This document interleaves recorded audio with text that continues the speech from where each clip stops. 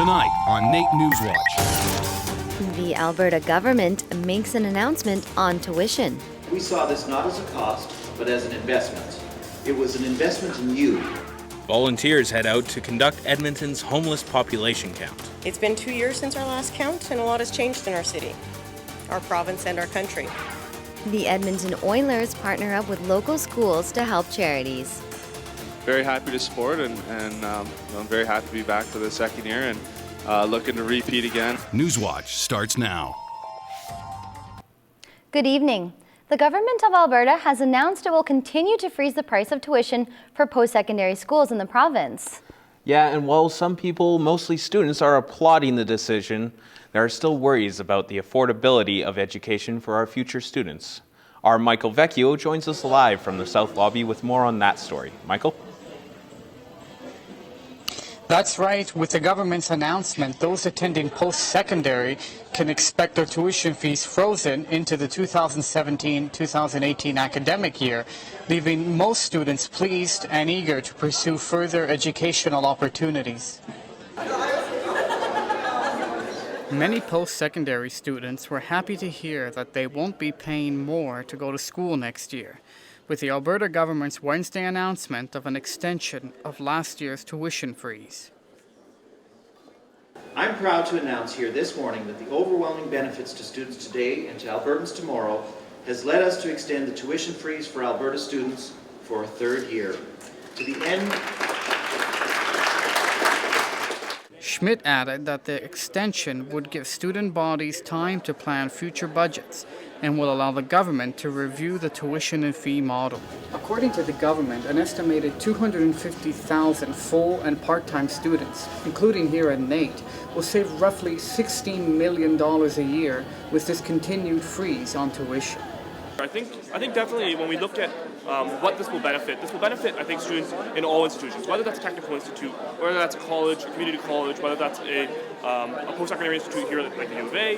When we look at all of those different institutions, I think that students everywhere are going to be able to be ready for their future. While Nait's Student Association is happy to hear students won't be paying more, they are concerned about increases down the road. I think our only concern with this tuition freeze is the chance that there will be increases in the future that will affect future students when the freeze is no longer a freeze. In the long term, we have to see whether or not future students will pay for the increases that current students aren't getting. The government says the move will provide predictability for students as they move forward with their education. Michael, what can we expect the government's review to cover? Well, Mackenzie, Minister Schmidt says the review will help set future direction on how to increase tuition fairly and ultimately to make post-secondary more affordable.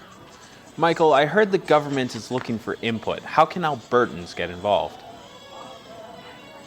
Well, the government will be holding meetings with stakeholders, including here at Nait, and is actively encouraging citizens and students to share their opinions, have their views shared on their website, tuitionreview.alberta.ca. Thanks, Michael. That's Michael Vecchio reporting live from the South Lobby. You're watching Nait Newswatch. The economic downturn means some apprentices are having trouble finding work, so the province is stepping in to offer some financial support. I'm very pleased to announce the new Apprentice Training Award. A total of $1.5 million will be given to apprenticeships during the 2016-2017 academic year. The assistance is aimed at helping unemployed apprentices continue their technical training. Eligible apprentices will receive $1,000 to put towards their schooling. So we've structured the award so that it does cover the apprentice, the amount of a period of technical training, right? So it's intended to make sure that apprentices will go to their technical training at no cost to them. To be eligible for assistance, apprentices must not be working in their trade and be registered for technical training at a post-secondary institute. A state memorial service will take place next week for former Premier Jim Prentice. At the Alberta Legislature, a book of condolences for the family of Jim Prentice has been filled with sympathies for the 16th Premier of Alberta. Prentice was one of 4 people killed in a plane crash in October 13th in Kelowna. The cause of the crash is still under investigation. The state memorial for Prentice will be held in Calgary at the Southern Alberta Jubilee Auditorium on Friday. The service will be open to the public. RCMP and Alert have made arrests after a rash of ATM thefts taking place across Alberta. More than 130 ATMs were stolen in the first 6 months of 2016. Banks, gas stations, and convenience stores were targeted in over 60 rural communities across the province. Edmonton's organized crime and gang team became involved in May after 2 groups were identified. They are being they are being charged with 6 instances of ATM theft, but our investigation has identified a litany of other offenses, including vehicle thefts, break-and-enters, armed robberies, and firearms trafficking. A total of 7 suspects were arrested, and so far they face 101 criminal charges. In 2014, Edmonton lowered elementary school zones to 30 kilometers an hour. Now, City Council is discussing whether or not the same should be in place for junior high schools. The initiative to lower speed limits in 44 junior high school zones was brought to City Council after the success of lowering zones in 233 elementary schools. Office of Traffic Safety says there has been a 71% reduction in injury collisions since the change. The city is also looking at implementing other measures to get drivers to slow down. We do have other new criteria or development countermeasures for schools, which include things like rapid flashing beacons, more visible markings, and digital feedback signs. So those tend to be put into more problematic schools initially, but they're also basically designed to alert drivers to pedestrians in the area and also have drivers understanding their speeds in relationship to the school zones. If the school zones pass council, they will be in place by September 2017. A big announcement this week regarding the Canadian Finals Rodeo. We're really super proud to officially state that we're staying here through 2018. The rodeo has been in Edmonton since 1974, but this was supposed to be its last year in our city, as it was set to move to Saskatoon. However, that deal fell through, and on Wednesday, Northlands announced it will host the event in our city for 2 more years. As for this year's events, organizers announced there'll be some big musical acts performing in our city. This year's headliners are Chris Jansen, High Valley, and Brett Kissel. The rodeo gets underway November 10th. On Wednesday night, over 250 volunteers helped complete Edmonton's 12th homeless population count. Homeward Trust conducts the count over a 24-hour period every 2 years. The count serves as a way to identify the needs of the homeless community as it changes over time. This year was the first time several cities in Alberta coordinated the count on the same day. So I commend the 7 cities group, and that includes Edmonton, Calgary, Red Deer, Fort McMurray, Grand Prairie, Lethbridge, and Medicine Hat, who have led the way to making Alberta the first jurisdiction in all of Canada to do a coordinated point-in-time count. In 2014, the count showed a 30% decrease from 2008.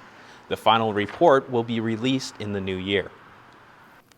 There are 12 men and 1 woman on Edmonton City Council. With the next civic election less than a year away, a group of women is working to change that ratio.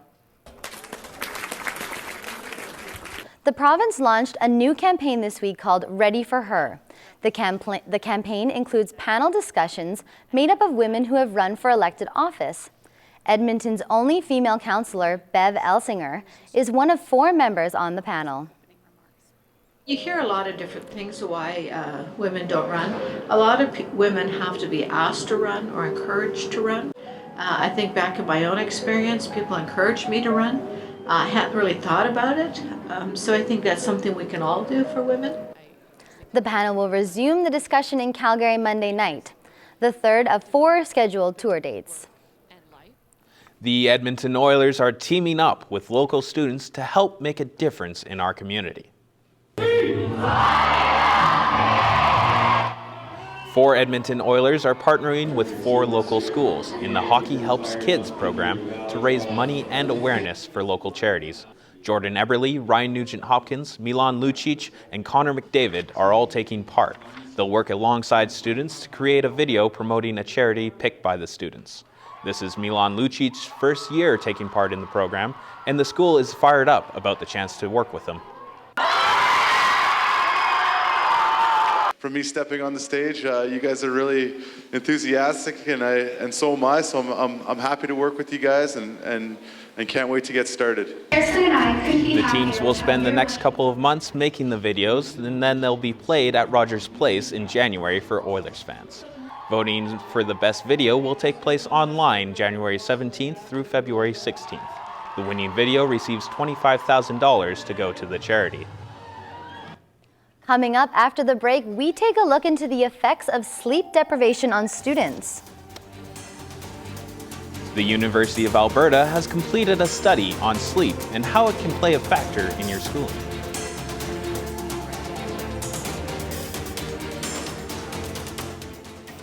Worried, and so they were concerned about their sleep. Hi, I'm Mason, and coming up after the break, we look at the Nait hockey rivalry. Eskimos have a new player acquisition, and we go inside one of Edmonton's largest indoor climbing facilities. I've got all that and more coming up in sports.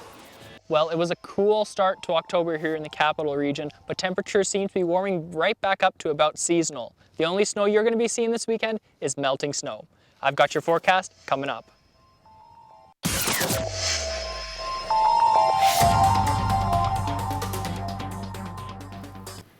Well, with the snow on the ground, I better grab my winter gear out of storage. I wouldn't hurry too hard on that one, because this is Alberta weather after all. It could be blistering hot tomorrow for all we know. But you know who can settle that debate? Our weather anchor, Carter Raimondi. Yeah, well, you guys, you can put away your winter parkers for this very moment, but keep those fall jackets around. Temperatures are right back to about where they should be for this time of year. Starting off in Calgary, we're going to start with the high of 7 and a low of -7. Clear skies all the way around, no precipitation whatsoever in the forecast. Moving over to Jasper, we're going to see temperatures that are basically the same, almost identical. High of 7, low of -7. No precipitation of any kind as well. Sorry if you're on the ski hills this weekend, no snow for you. Moving up north to Fort McMurray, we're going to see a low of -2 and a high of +4. Mix of cloud in the skies, so a little bit cooler up in Fort Mac. Now to the capital region of Edmonton, mainly sunny skies all the way around, low of -2 and a high of 9. This is going to be your best temperatures for the weekend. To the averages now, we see an average about this time of year of 10 and a low of 0. And your record temperatures, the record high in 1907, 99 years ago, 24 degrees. And your record low was -17. Hopefully you don't see anything like that anytime soon, but we'll keep our fingers crossed. So that's been your weather. Weather, brought to you by NR92, the station for the students. Sleep deprivation affects a wide range of students. As students, it can be hard to find the right balance when it comes to getting a good sleep. Merrick Takash reports.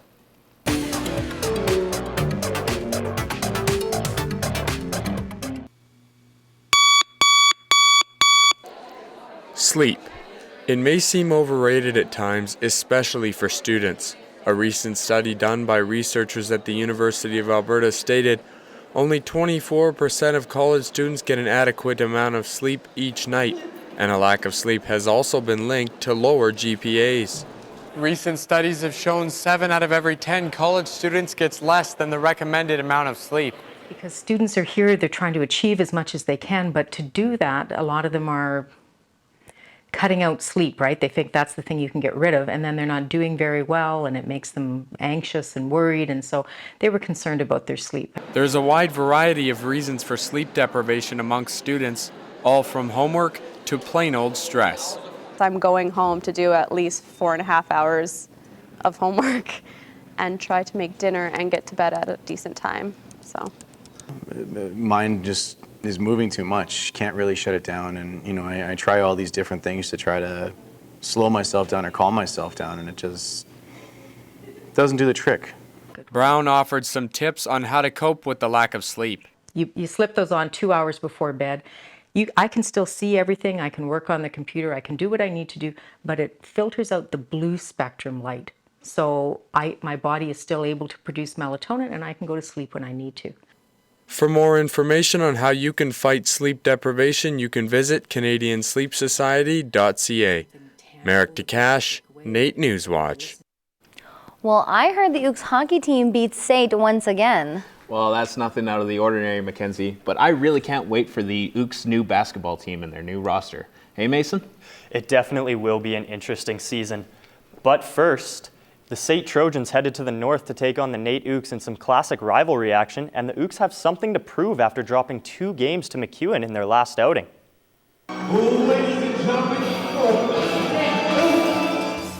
Ooks in the Navy with a pretty slow start to the first period, but Kyle Macy intercepts a pass and breaks down the ice as he tries the quick wrist shot, but Nait goalie Bolton Pouliot positions well for the stop. Now into the second, Devin McAndrews tries to get in close, but his leg would collide with the goalie's head before taking a nasty hit into the boards. Pouliot would be down for a minute, but nothing too serious as he would continue on. Ooks find themselves on a power play, and Tanner Dunkel finds the back of the net after a quick rebound, scoring the first goal of the night. Looks like that was just the spark that Ooks needed as they go on to score 2 more before the period is over, and Dunkel would pot his second of the night. Nait would get one back, however, as Dave Nippard finds a good rebound and scores on the power play. The third period was classic rivalry hockey as both benches got pretty heated, and with that would come 1, 2, 3, and 4 ejections late in the game. Ooks would pick up the win, however, after an outstanding performance by goalie Brendan Jensen. Player of the game Tanner Dunkel says he's happy just to pick up the win. It feels good to get back in the win column. It's always nice to win, especially against our rival Nait.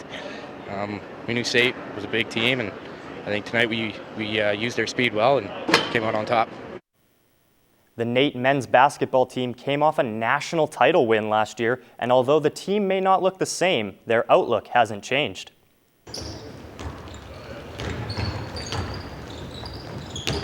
The Ooks may be a different team now, but just a few months ago they were national champions. With the season starting up this weekend, head coach Mike Connolly is confident that new team leaders such as Captain Sebastian Cava and former CIS player Chris Mooney will keep the team motivated throughout the season. Connolly goes on to say that his team just needs to focus on playing their best basketball at the best time. It's not necessarily about your record overall, it's not about your ranking, it's about, are you playing your best basketball? Last year, we played our best basketball at the right time and went 6-0 in the playoffs and won it. And that's what we're trying to do again. For this week's Endzone Challenge, I headed to Vertically Inclined to test my strength in the Summer Olympics' newest sport.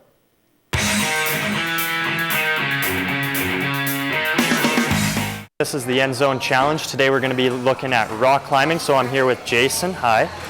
So briefly, what are we going to be going over today? We're going to go over a couple different types of climbing and then get you into some of the gear that's required and head you up to the top of the wall. Awesome. All right, let's do it. So the first step is we've got it all straightened out. All right. So you want to hold on to it and then just step into it like a invisible pair of pants. Pants? Okay. Yeah.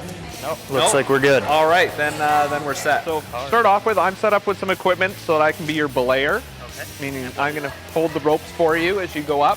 Okay. So that if you come off the wall, you don't really go anywhere. I'll have you. Okay.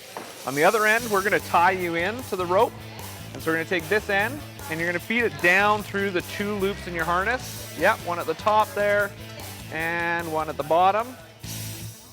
Now it was my time to climb.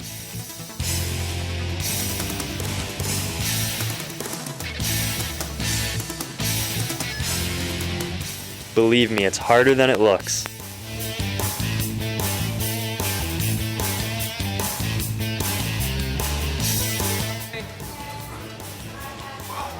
All right, good job. All right, so how do we get down?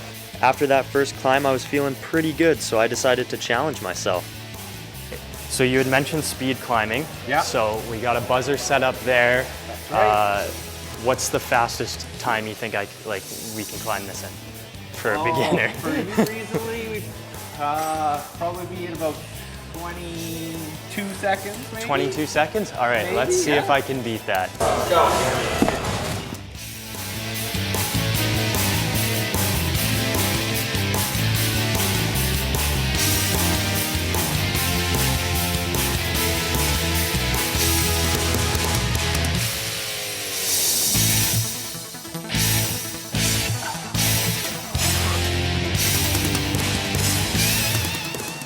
Oh my God, that was the best workout I've had in a while. My arms are probably gonna be hurting for the next few weeks, but thank you so much. You're welcome. This was awesome, and yeah, this has been the Endzone Challenge.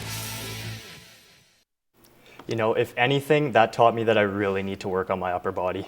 Yeah, but that speed climb of yours was pretty good. You considering trying out for the Olympics? Yeah, you know, Mason, if this doesn't work out, there might be gold in your future. Well, I don't know about that, but it definitely was a lot of fun. Thanks, guys. Coming up after the break, we head over to Sherwood Park to help out with the Coats for the County charity.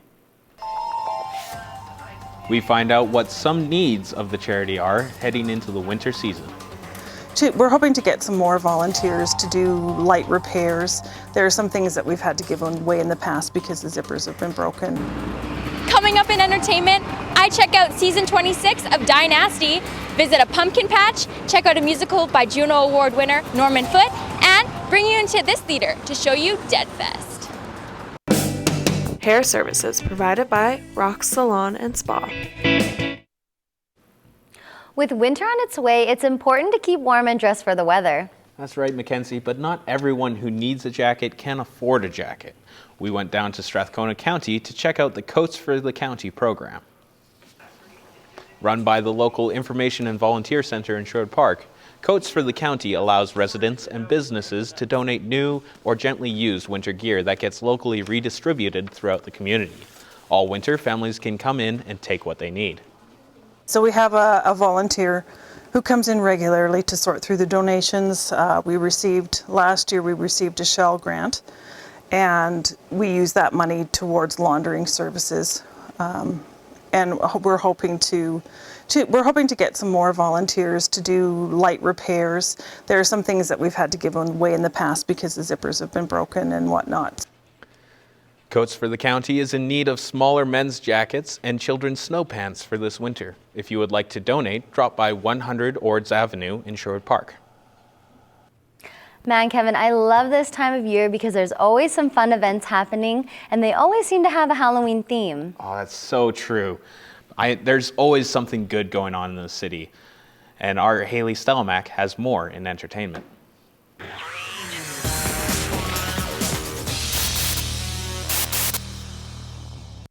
That's right, a lot of great events happened around the city this week, starting with a group of local students shared the stage with an award-winning artist.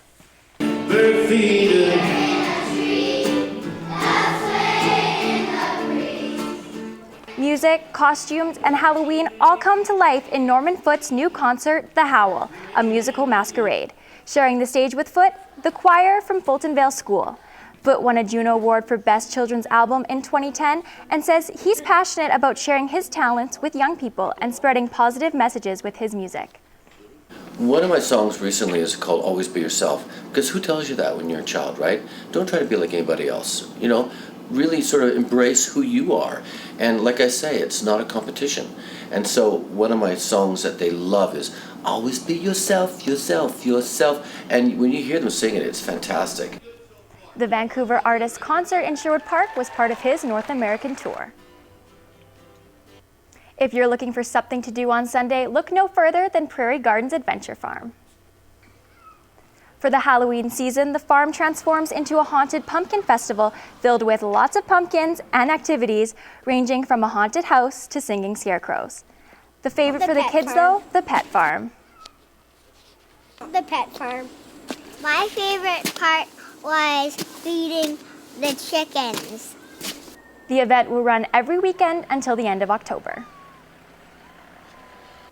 The International Genre Film Festival Dead Fest is underway, giving Edmontonians a dose of some killer films. Working really hard to make sure our 9th annual Dead Fest is going to go great for you guys. People lined up outside the Garneau Theatre Tuesday night for the opening of the festival. Moviegoers will get a chance to see the premiere of 17 movies over 6 days. There's a wide range of films to see, everything from horror, action, sci-fi, adventure, and cult. Some popular actors star in the films, including Orange is the New Black's Natasha Lyonne and Big Bang Theory's Johnny Galecki.